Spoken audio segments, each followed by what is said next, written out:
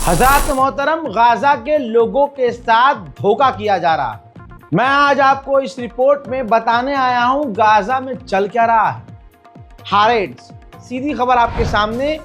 Israel का सबसे बड़ा अखबार माना जाता है। अगर टॉप 10 अखबार आप इजराइल के देखेंगे तो ये उसमें शामिल है। हारेट्स ने टाइटल पर बता दिया है कि इजराइल की सेना को, आईडीएफ को गवर्नमेंट ने आदेश दिया है, नेतन्याहू की सरकार का आदेश है कि जो अमेरिकी एजेंसियां मदद बांट रही हैं और वहां जो गाजा के लोग मदद के लिए निहत्थे मौजूद हैं, उनको भी मार दो। जो सामने आए, चाहे वो तुम्हारे लिए खतरा ना हो, निहत्थे हो, उनको भी मार डालो। ये हारेट्स की रिपोर्ट है।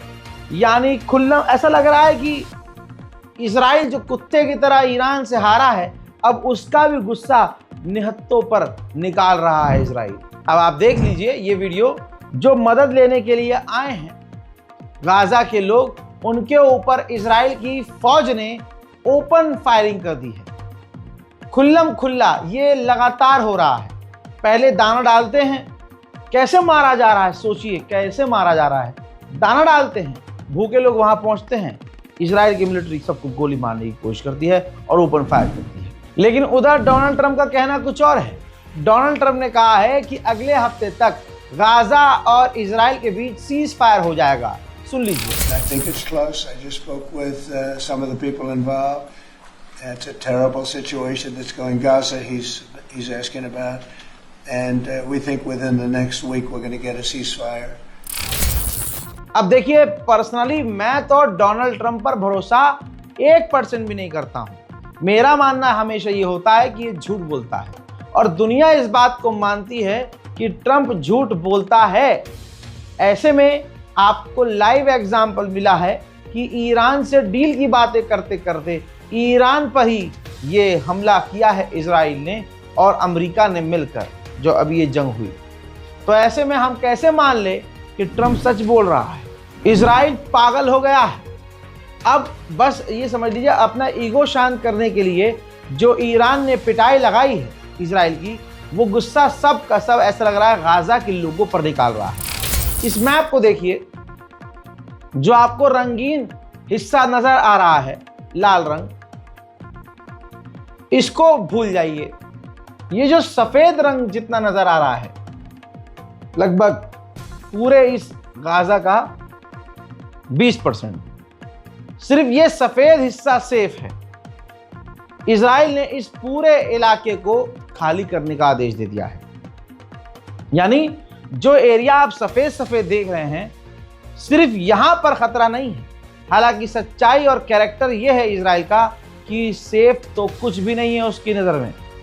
वो जहां चाहता है वहां हमला करता है। जो भूखे मदद लेने के लिए अमेरिकी एजेंसियों के पास जा रहे हैं, शुरू से अब तक ऐसे भूखे लोग जो मदद लेने जा रहे हैं, इजराइल उनको गोली मारकर ऐसे लगभग 549 गाजा के मासूम भूखे और प्यासे फिलिस्तीनियों का कत्ल कर चुका है। उधर इजराइल ने प्राइवेट कॉन्ट्रैक्टर्स को गाजा में घर गिराने के लिए हायर किया है।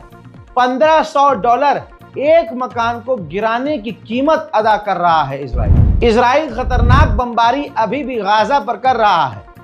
ऐसे में देखिए, वहां कोई भी जान बचाने का सोत्र नहीं है। लोग मलबे में जो लोग दबे हुए हैं, उनको इस तरह से हाथों से मिट्टी और मलबा हटाकर गाजा के लोग बचाने की लोगों को कोशिश कर रहे हैं, जिसमें ज्यादातर लोगों की मौत हो जा रही है क्योंकि मलबे में वो दबे रह जा रहे हैं।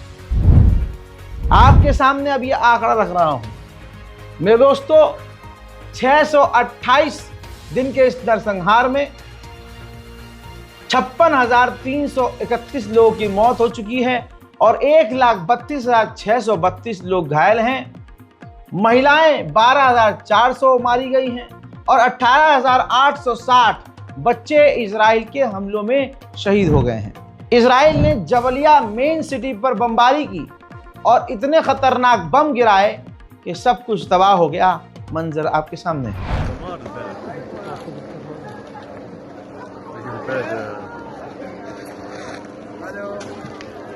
يصرخ البلد.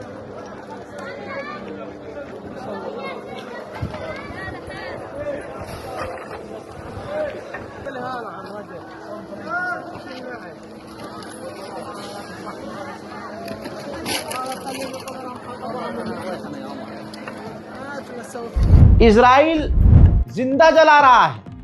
ओसामा बिन जायद नाम का गज्जा में बच्चों का स्कूल था। इजराइल ने उस पर बमबारी करके 8 बेगुनाहों को कत्ल कर दिया और पूरा स्कूल जलकर राख हो गया। आप खैर की उम्मीद अमेरिका और इजराइल से कैसे कर सकते हैं? आपकी स्क्रीन पर ये एक तस्वीर लगा रहा हूं। ये हाथ में जो आपको गोली यानी नजर आ रही है, दवाई नजर आ रही है, ये दवाई जो अमेरिका की एजेंसियां वहां खाना बांट रही हैं गाजा के भूखों को, उस खाने के अंदर ये दवाइयां मिली हुई। अभी तक खुलासा नहीं हुआ है कि ये क्या है, क्या मिलाकर गाजा के लोगों को बांटा जा रहा है।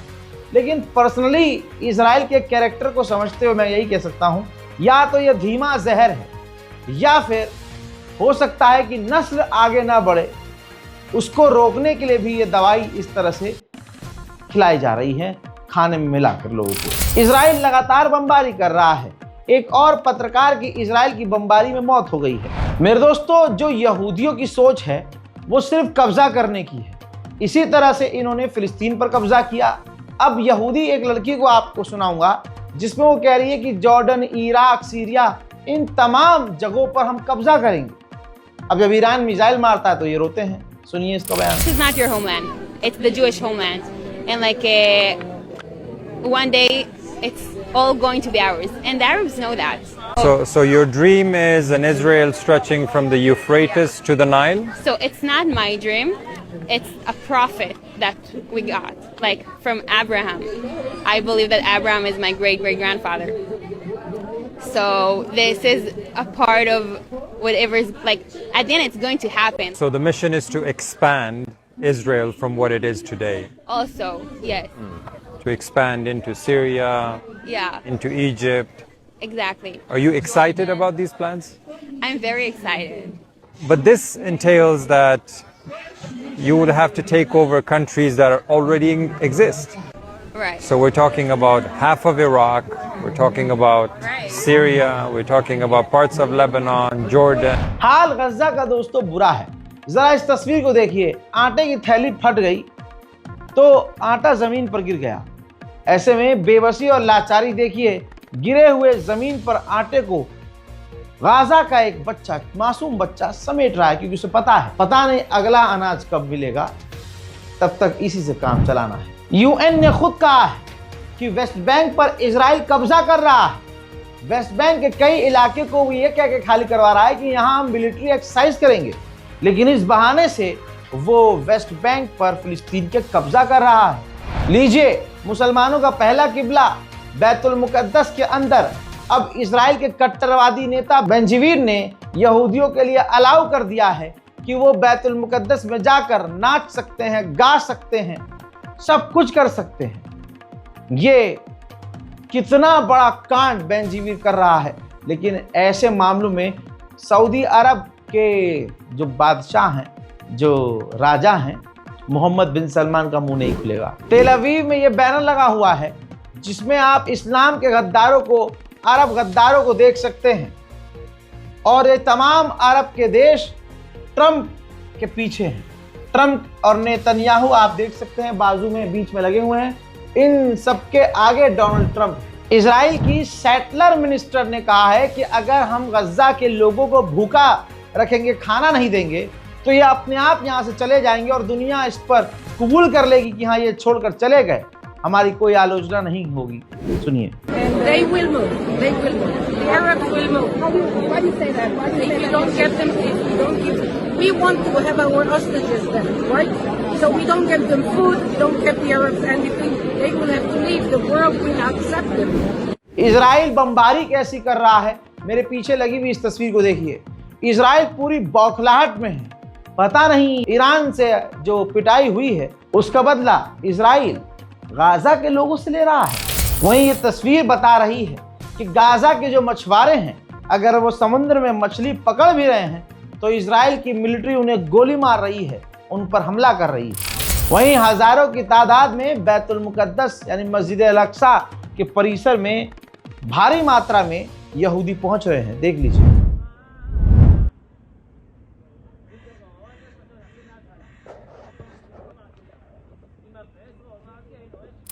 अब इजराइल की जो फौज है उनके घटियापन को ये देखिए।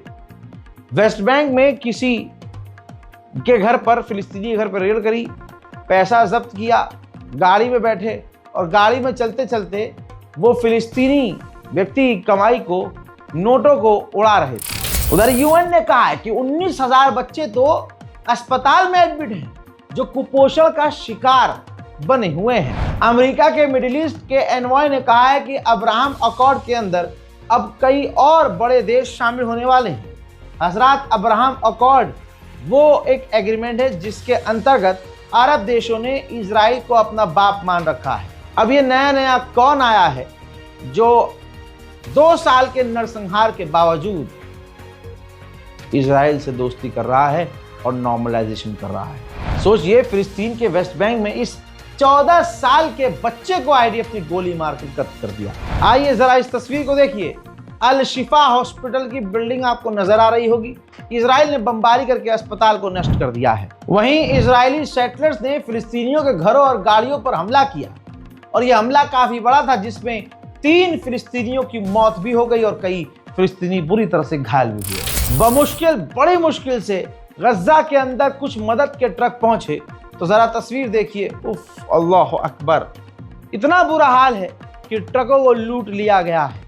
मजमा आप देख रहे हैं। सोचिए, अगर इजराइल इनके ऊपर गोली मारता होगा, इन पर फायरिंग करता होगा तो हाल क्या होगा। अब यूएन ने जब खुद कह दिया है कि इजराइल भूख को हथियार बना रहा है तो जरा ये हाल भी देखिए।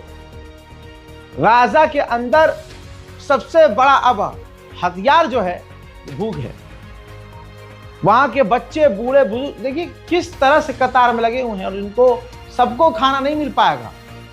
हर दिन वहां बच्चे भूखे और प्यासे सो रहे हैं। हज़रात मोहतरम, बात ये आई है तो आपके सामने ये प्रूफ मैं पेश कर ही चुका हूं कि आपने जो मदद भेजी उसके जरिए हमने आगे वो मदद भेजी है और हमने और भी इसके बाद कई मदद भेजी हैं।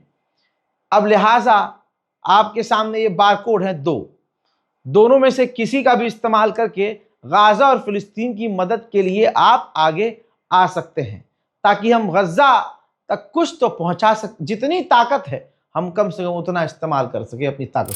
हाल इतना बुरा है, देखिए मदद लेने पहुंचे थे।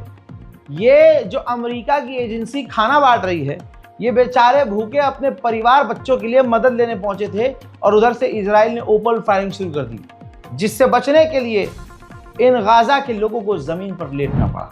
बेल्जियम इजराइल को हथियार बेचता है तो बेल्जियम में फिलिस्तीनी समर्थकों ने उस वेयर हाउस पर ढाबा बोल दिया। उस वेयर हाउस में बेल्जियम में घुस गए जिस वेयर हाउस में इजराइल को भेजे जाने वाले हथियार थे और उसके अंदर घुसकर उन्होंने भारी तबाही मचाई है। देखिए,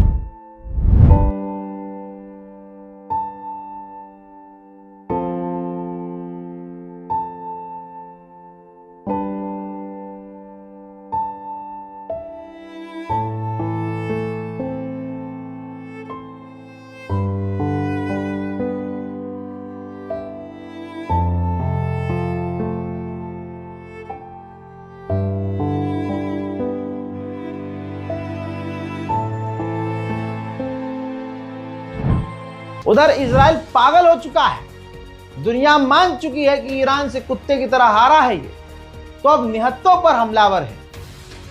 लेबनान पर उसने इतनी खतरनाक बमबारी की कि ऐसा लग रहा था कि पता नहीं इजराइल अब क्या करके मानेगा। चंद तस्वीर आपकी स्क्रीन पर है। अल्लाह अकबर, ये देखिए लेबनान पर कितने खौफनाक हमले इजराइल ने किए हैं।